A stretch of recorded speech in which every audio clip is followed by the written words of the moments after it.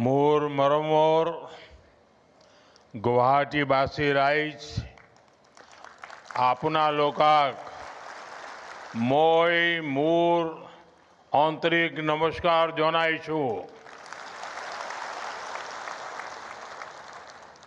असम के राज्यपाल लक्ष्मण प्रसाद आचार्य जी, यहाँ के लोकप्रिय मुख्यमंत्री हेमंत बिस्वा शर्मा जी, केंद्रीय मंत्रिमंडल में मेरे साथी सर्बानंद सोनोवाल जी, उपस्थित राज्य के सभी मंत्रीगण, जनप्रतिनिधिगण,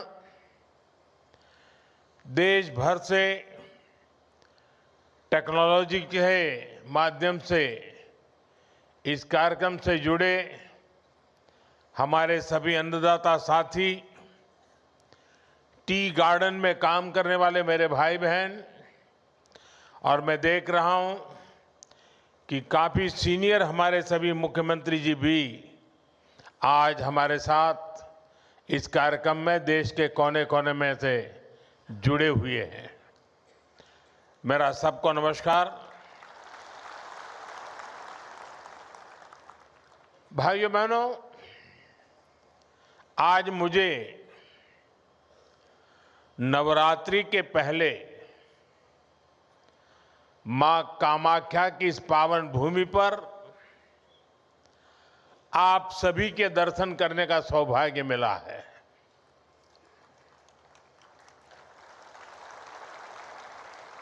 मां कामाख्या के आशीर्वाद से थोड़ी देर पहले यहां से 19,500 करोड़ रुपए के डेवलपमेंट प्रोजेक्ट्स का शिलान्यास और लोकार्पण हुआ है। असम को ऊर्जा क्षेत्र में आत्मनिर्भर बनाने वाले प्रोजेक्ट से लेकर असम आने वाले लोगों की सुविधा के लिए जो काम हुए हैं, ढेर सारे प्रोजेक्ट्स आज असम को मिले हैं। आज देश के किसानों और असम में टी गार्डन में काम करने वाले साथियों के लिए भी बहुत बड़ा दिन है।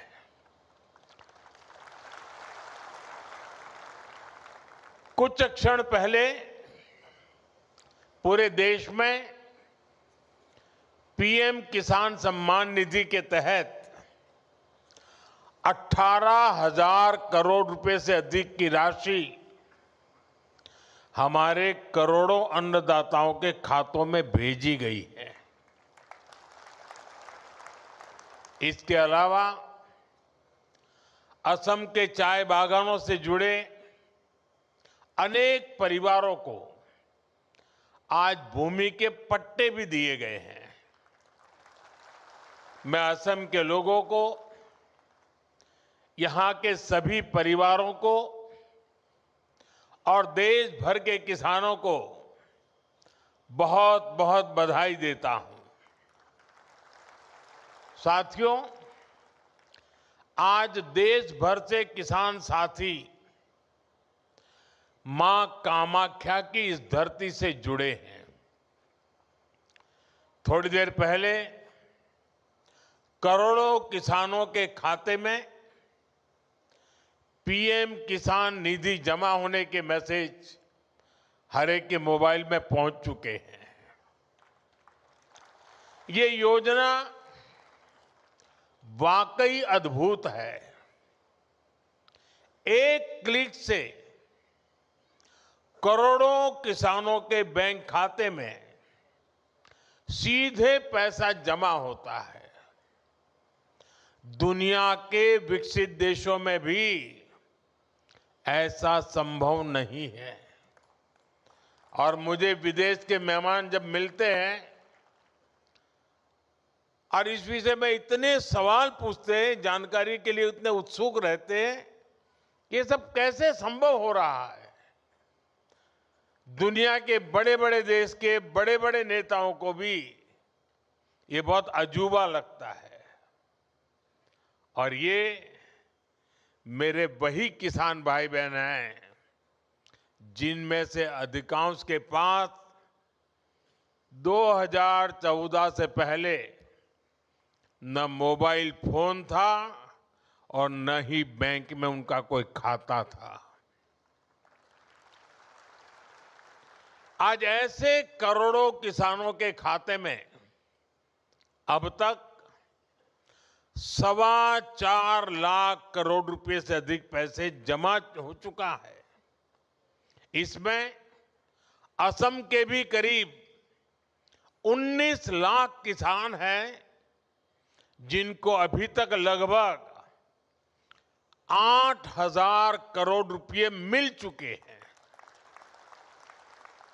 साथियों, मुझे याद है जब पीएम किसान सम्मान निधि योजना शुरू हुई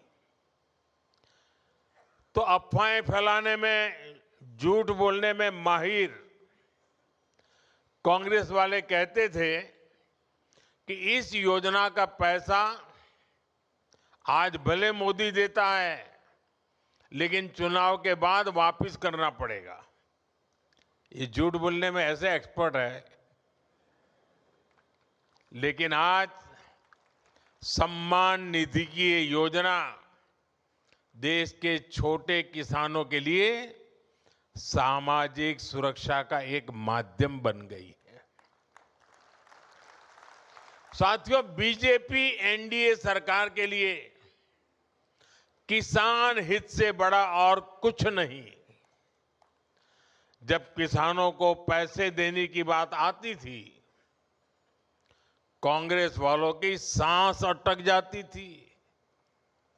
मैं आपको एक और उदाहरण देता हूं।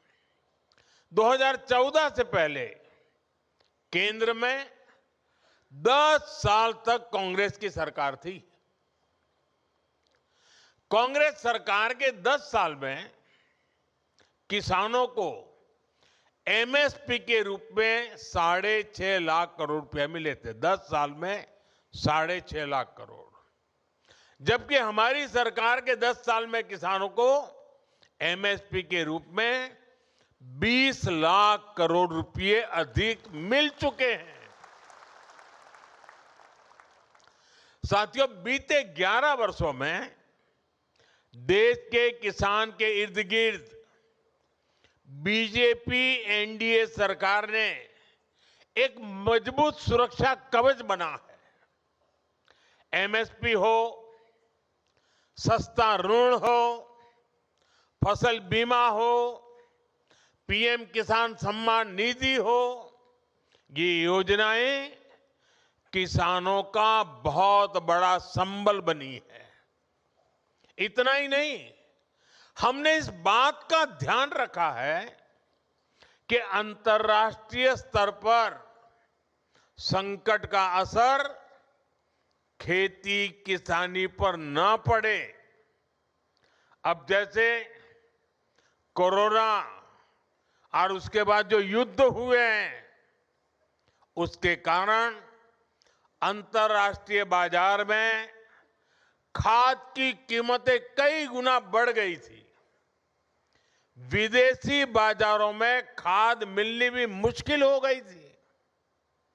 लेकिन केंद्र सरकार ने इस संकट को रोकने के लिए भरपूर कोशिश की।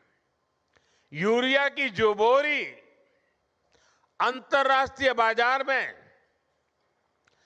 3,000 रुपये में मिलती है, वही बोरी हमारी सरकार ने अपने किसानों को सिर्फ 300 रुपये में दी है।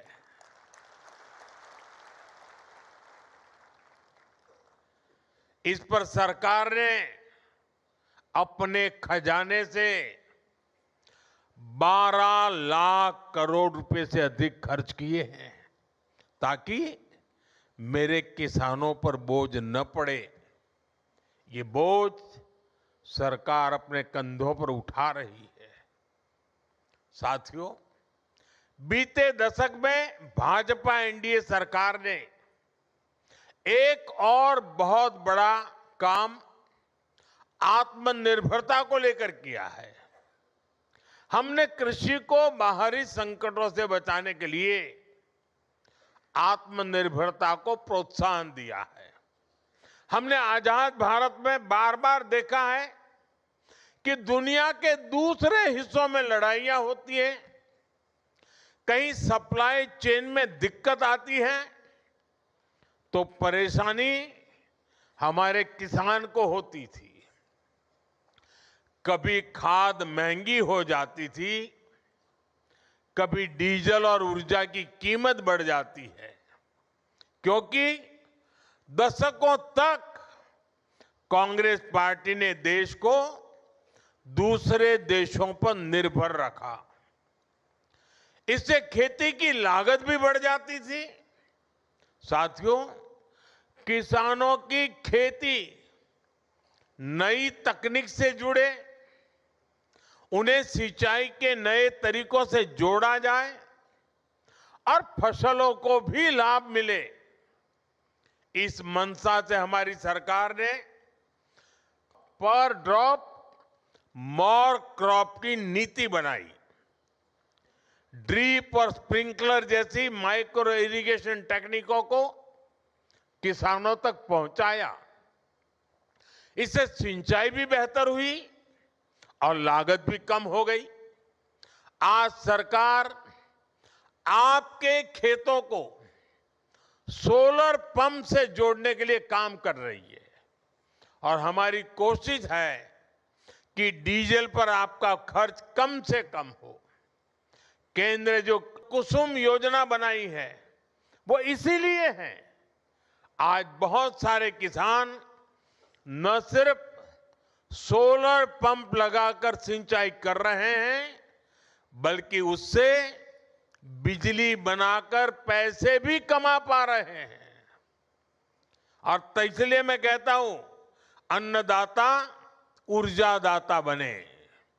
साथियों, हमारा निरंतर प्रयास है कि खाद और कीटनाशकों पर किसानों की निर्भरता भी कम हो।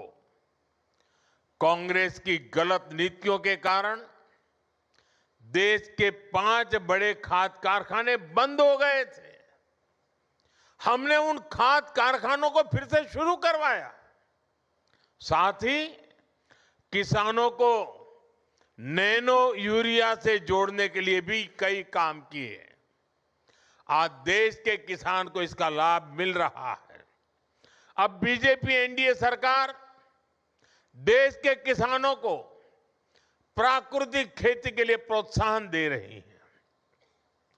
किसान जब बहुत बड़े स्तर पर प्राकृतिक खेती को अपनाएंगे तो मिट्टी भी सुरक्षित रहेगी और हमारे अन्नदाता वैश्विक संकटों से भी सुरक्षित रहेंगे। साथियों, एक तरफ बीजेपी एनडीए सरकार किसानों को लेकर काम कर रही है, हम देश को आत्मनिर्भर बनाने में जुटे हैं। वहीं आज कांग्रेस ने एक बार फिर साबित कर दिया है कि वो किसी भी स्थिति में देश के प्रति ईमानदार नहीं है। आज युद्ध से बने संकटों के बीच भी कांग्रेस सिर्फ अफवाहें फैलाने और अपप्रचार करने में जुटी है। और मैं जरा कांग्रेस के साथियों से कहना चाहता हूं, एक काम करिए, लाल किले पर से 15 अगस्त को पंडित नेहरू जी ने जो भाषण दिए हैं, जरा भाषण सुनिए, आप सुनकर के हैरान हो जाओगे। लाल किले से 15 अगस्त को एक बार कह रहे हैं पंडित जी कि उत्तर कोरिया और दक्षिण कोरिया में लड़ाई चल रही है, इसलिए भारत में महंगाई बढ़ रही है। अब उत्तर कोरिया दक्षिण कोरिया कहां है और यहां पर महंगाई बढ़ने की बात नेहरू जी कह रहे थे। और आज कांग्रेस के लोग देश को गुमराह करने में लगे हैं। वैश्विक संकटों का प्रभाव क्या होता है, यह दुनिया देख रही है। साथियों, बीजेपी एनडीए की सरकार ने हमारी रिफाइनरीज के विकास के लिए, रिफाइनिंग कैपेसिटी के विस्तार के लिए काम किया है। आज भारत दुनिया का वो देश है जो अपनी ही नहीं बल्कि विश्व की ऊर्जा जरूरतों का भी ध्यान रख सकता है। यहां असम में जो हमारी रिफाइनरीज है, उनको भी बीते वर्षों में एक्सपांड किया गया है। असम सहित पूरे नॉर्थ ईस्ट में गैस पाइपलाइन इंफ्रास्ट्रक्चर पर अभूतपूर्व निवेश किया जा रहा है। नुमालीगढ़ सिलीगुड़ी पाइपलाइन के अपग्रेडेशन का काम भी पूरा हो चुका है और असम के गोलाघाट में दुनिया का पहला second generation bio ethanol plant भी स्थापित किया गया है। इन सारे प्रोजेक्ट्स का बहुत बड़ा फायदा इस पूरे क्षेत्र को होगा। साथियों, रेलवे की विदेशों पर निर्भरता कम हो, हमें विदेशों से कम तेल मंगाना पड़े, इसके लिए एक दशक में बहुत बड़ा काम हुआ है। पिछले 10 साल में आज देश का करीब करीब पूरा रेल नेटवर्क इलेक्ट्रिक रूट से जुड़ चुका है और जल्द ही हम 100% 100% इलेक्ट्रिफिकेशन का लक्ष्य भी पूरा कर रहे हैं। इस इलेक्ट्रिफिकेशन के कारण देश में करीब करीब 250 करोड़ लीटर डीजल की बचत हो रही है। असम में भी रेलवे नेटवर्क का तेजी से बिजलीकरण हो रहा है। आज भी यहां रेलवे के बिजलीकरण से जुड़े प्रोजेक्ट का लोकार्पण और शिलान्यास हुआ है।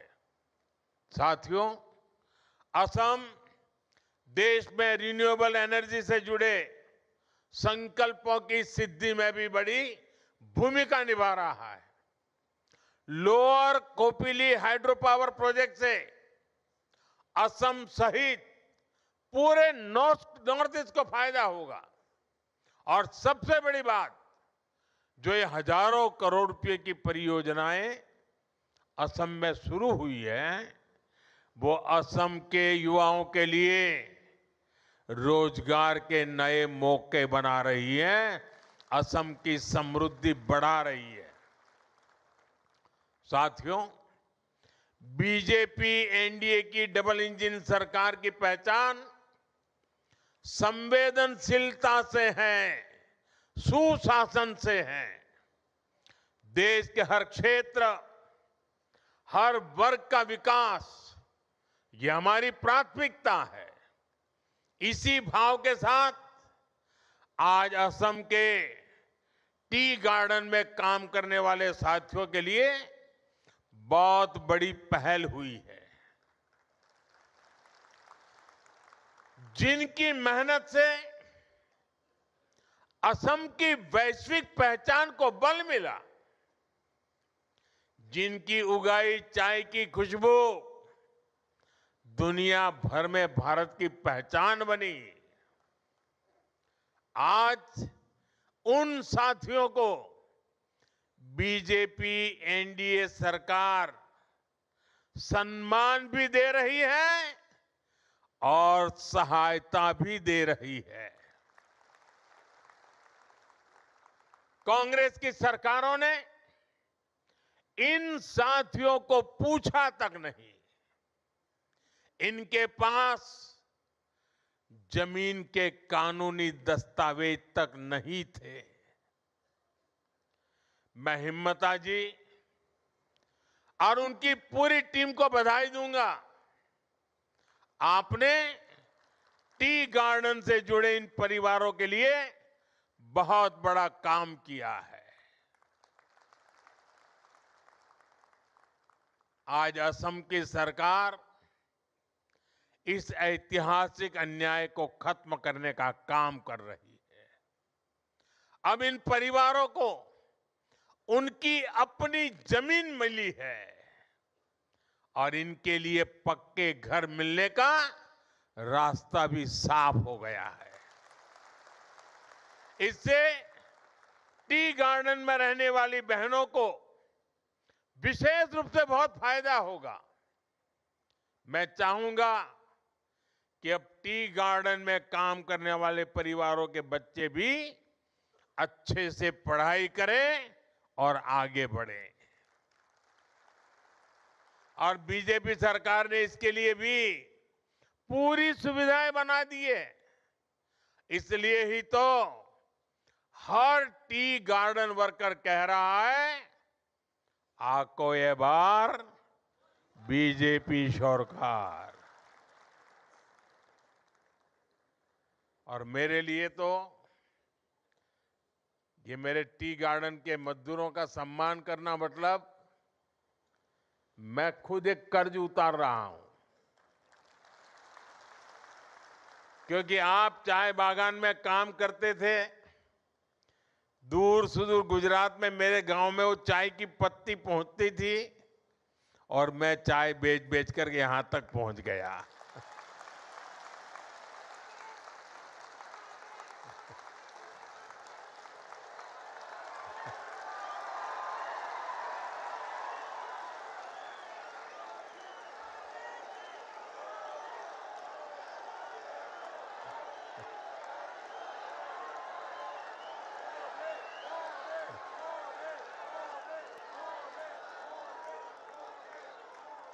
अब मुझे बताइए, ये टी गार्डन वालों के आशीर्वाद नहीं होते तो मैं यहां पहुंचता क्या?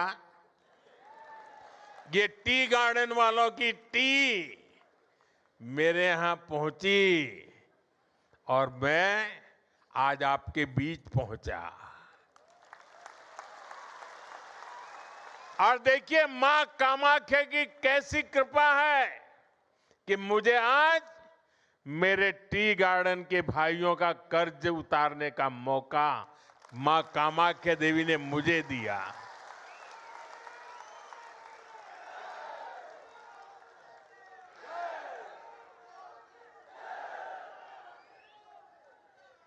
साथियों, आज से प्रसिद्ध निमाती घाट और विश्वनाथ घाट पर आधुनिक क्रूज टर्मिनल बनाने का काम भी शुरू हुआ है। ये सिर्फ एक इंफ्रास्ट्रक्चर प्रोजेक्ट नहीं है, ये असम में टूरिज्म और स्थानीय अर्थव्यवस्था को नई दिशा देने वाला काम है। बीजेपी सरकार ने टूरिज्म को सिर्फ दर्शनीय स्थलों तक सीमित नहीं रखा है, बल्कि उसे रोजगार और विकास के बड़े अवसर के रूप में देखा है। इसी सोच के साथ ब्रह्मपुत्र नदी में भी वाटर टूरिज्म की संभावनाएं बढ़ाई जा रही है।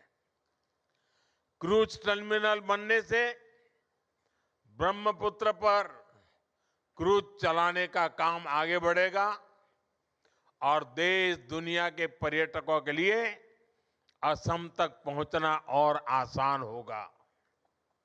जब क्रूज टूरिज्म बढ़ेगा तो स्थानीय युवाओं के लिए रोजगार के नए अवसर बनेंगे। कारीगरों और हस्तशिल्प से जुड़े लोगों को नया बाजार मिलेगा। छोटे दुकानदारों, नाविकों, होटल और ट्रांसपोर्ट से जुड़े लोगों की आमदनी भी बढ़ेगी। यानी असम में टूरिज्म अब सिर्फ घूमने फिरने तक सीमित नहीं है, यह स्थानीय विकास और जन समृद्धि का एक नया इंजन बन रहा है। साथियों, असम आज हमारे नॉर्थ ईस्ट यानी अष्टलक्ष्मी के नए भविष्य का एक मॉडल बन रहा है।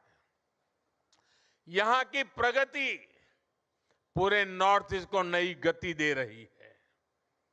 असम में जो बदलाव बीते एक दशक में बीजेपी एनडीए सरकार ने किया है, उसका प्रभाव पड़ोस में पश्चिम बंगाल में भी दिख रहा है।